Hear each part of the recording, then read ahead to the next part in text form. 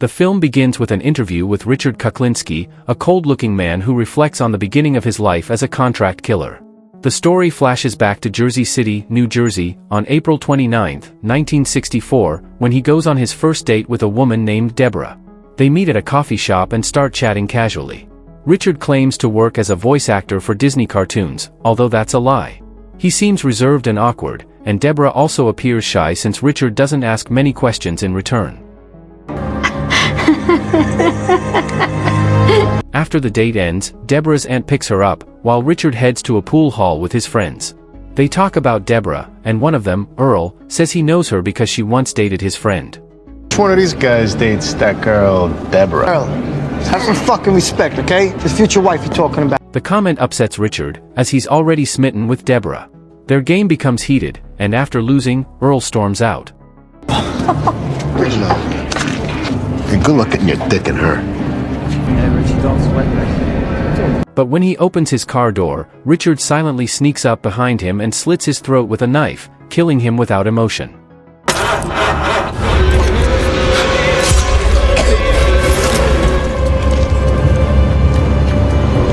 One year later, on September 14, 1965, in Elmer, New Jersey, Deborah has married Richard and given birth to their daughter. Congratulations, you're a father. Richard returns to work at a pornographic film lab under a boss named Roy Leprin, who calls him about a client requesting a pickup. Tired and still short on 7 boxes of film, Richard decides to go home and rest. But outside the lab, a car arrives carrying 3 men, Roy DeMeo, Josh Rosenthal, and Mickey Spicoli. They're looking for a man named Dino. Though Richard explains Dino isn't there, Roy forces his way in. Finding no Dino, they beat and threaten Richard.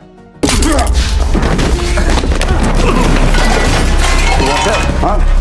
You got something to say to me? Before leaving, Josh tells Richard to show up at the Gemini Lounge the next day. You want to complain about life? Is that a date? Yes?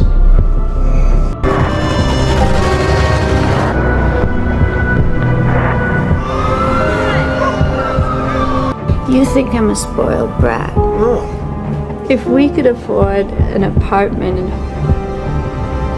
The following day, after taking care of his daughter, Richard visits the Gemini Lounge. The 3 men try to intimidate him by pointing a gun, but Richard remains calm. Give a shit. Come on, you gotta feel something for somebody. What do you want? Kuklinski. Fucking guy's cold as ice. Sorry, but you're out of a job. Yeah. You did something nice for somebody. You could follow orders. You got everything to gain. Sorry, but you're out of a job. When a homeless man knocks on the car window, Roy uses the moment to test Richard, ordering him to kill the man. Without hesitation, Richard complies. What's this? What's he doing now? Shut the fuck up.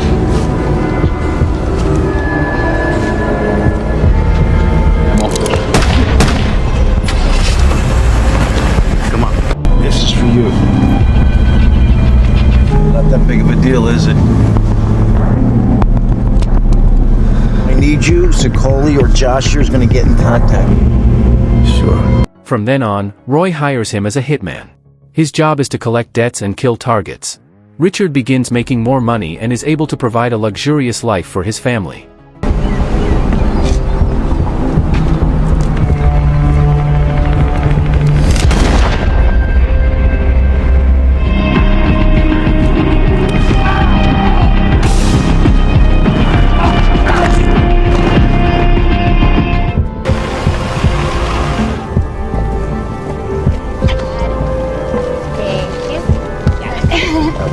It was good. On May 5, 1975, in Dumont, New Jersey, Richard takes his old friends, Terry and Dino, and their wives to a fancy dinner. They talk about their lives. One of the wives casually mentions that Richard works in the porn film industry, but Deborah covers it up by saying he works in currency exchange. After dinner, they return home and enjoy the evening together. On February 13, 1976, Josh makes a drug deal with 2 Cubans in the Lower East Side, Manhattan.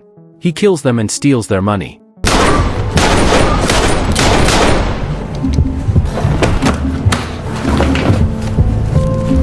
Meanwhile, Richard and Deborah are being intimate at home when their youngest daughter, Betsy, wakes up from a nightmare.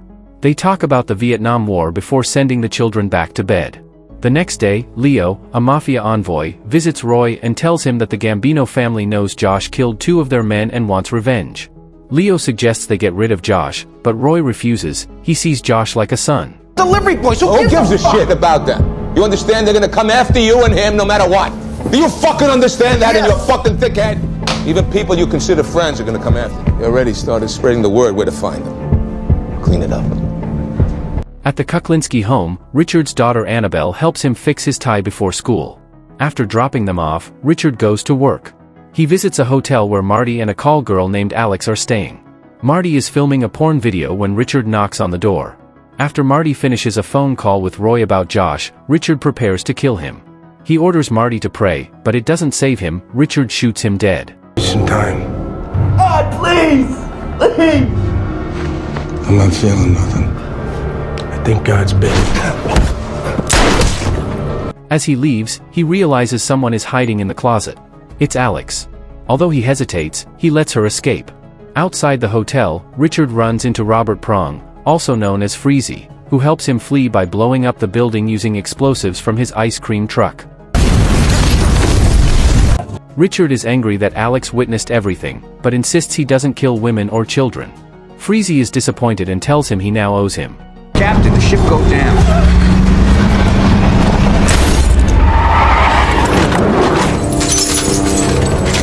You owe me a window, Polak. Yeah, I'll pay back someday. That night, Roy summons Richard and expresses disappointment that he left a witness alive.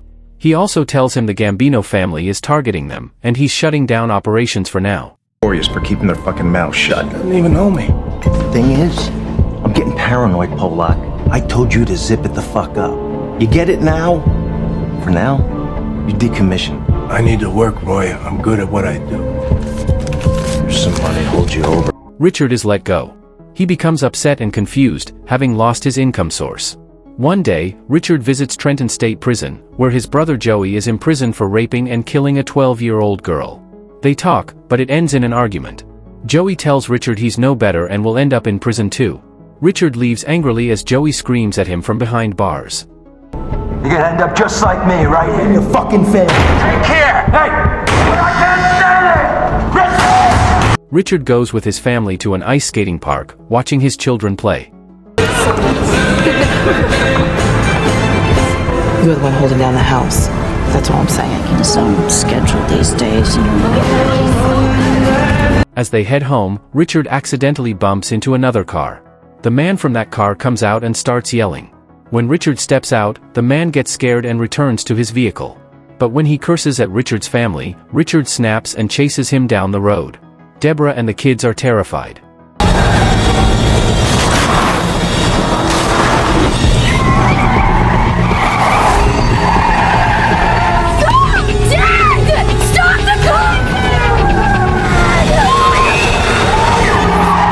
The chase only ends when a taxi blocks their path. Back home, Deborah explodes in anger and Richard apologizes. He enters the bathroom and recalls his abusive childhood, when he and Joey were beaten by their father.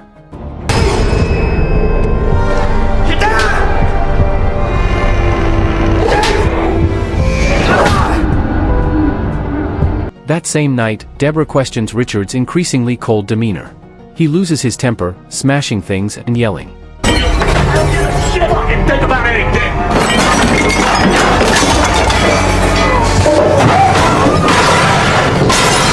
But eventually he explains that all he wants is to protect his family. The next day, Richard meets Freezy again. Since neither of them has work, they agree to team up. Currently unemployable, except maybe by the rat who turned me in. I'm good at my job. I'll make it worth your while. Just because you fucked up doesn't mean I owe you shit. You take care of the details, I do the hit. Richard will kill, and Freezy will handle logistics, storing bodies in his ice cream truck's freezer. They mutilate victims, freeze them, and dispose of them later. Despite the gruesome nature of his work, Richard continues to live luxuriously with his family. At the Gemini Lounge, Roy finally kills Josh to appease the Gambino family. Though it pains him, he sees it as the only solution.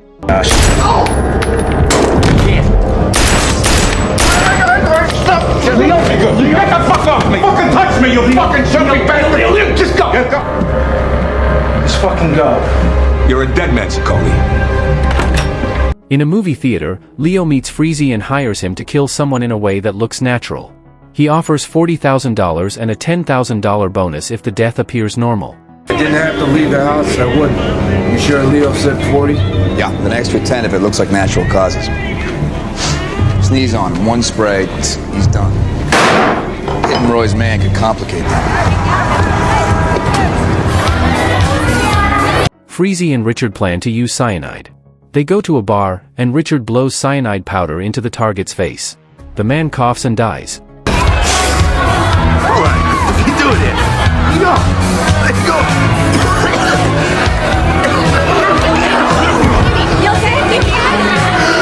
As Richard leaves, Terry, his old friend, calls out and asks for a job. Richard ignores him and walks away. I'm with Roy DeMayo's crew. What can I do for you, Terry? I could use some work. Take care, though. Good to see you, Rick. At home, Richard prepares for Annabelle's 16th birthday. During the party, Roy's men arrive and take Richard. This shit, get lost.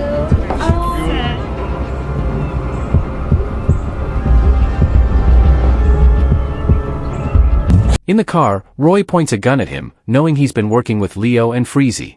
But when Annabelle walks up to the car, Roy tells his men not to touch her and lets Richard go. A guest. My whole family's there. You're doing hits with Freezy for Leo. Are you gonna send me to another fucking funeral? We will talk to your friend Terry. Seems poor sons and bitches thinking their dads. Daddy? You best be looking over your shoulder. Your whole fucking family. At home, Richard angrily confronts Terry, suspecting him of leaking information, but Terry denies it. On Christmas Day, Freezy keeps calling Richard about new jobs. Annoyed, Richard agrees. He gives Terry a simple task, and they part ways. At a cemetery, Richard meets Leo to collect his payment. But Leo refuses and threatens to expose Richard. Enraged, Richard shoots him dead and leaves the body in Leo's car.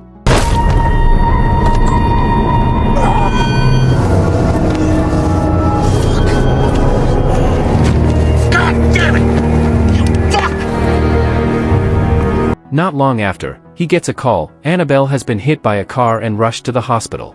At the hospital, Richard argues with Deborah, who blames his work for putting the family in danger. What the cops here? 3 blocks from our house.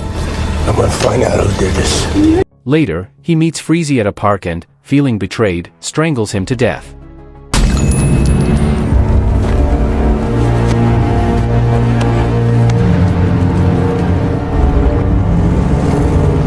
Richard returns to the hospital and finds Dino, who tells him that Terry was found dead in a dumpster. Police begin investigating a series of murders tied to a man dubbed the Iceman. Richard then meets Dominic, another hitman, and they collaborate using cyanide. You with his payment 50-50, okay? I'll have that shit to you by next week, you know? But I gotta keep that low key, you know? They want a piece of every fucking thing. I'm Polish. I work for everybody. During their next job, Richard grows suspicious of the cyanide Dominic gives him. He tests it on a kitten, but the kitten doesn't die. When he starts his car, the police swarm and arrest him. Open the door! Do not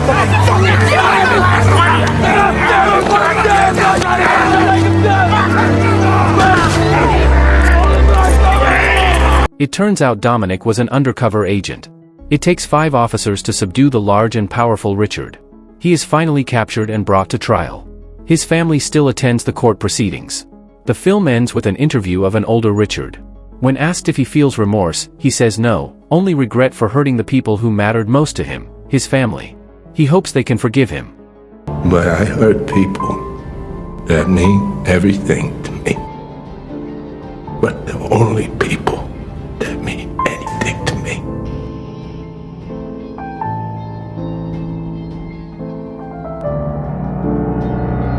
The end. The Iceman delivers a powerful portrayal of how a double life built on lies and violence eventually destroys everything that matters most. Richard Kuklinski lived as a seemingly normal husband and father, but behind the curtain, he was a cold-blooded hitman. Though he claimed to work hard for his family, his actions only brought them suffering. This film reminds us that no matter how noble one's intentions may be, the wrong path still leads to devastating consequences. Violence, deceit, and betrayal cannot be the way to protect the ones we love. We learn that love and responsibility cannot be separated from honesty and morality, because when someone chooses darkness, that darkness will eventually consume all the light they have, including their own family. If you enjoyed this video, don't be shy, hit the like button, and if you disliked it, hit the dislike button twice just to be sure. You should watch the full movie. Thank you very much for watching.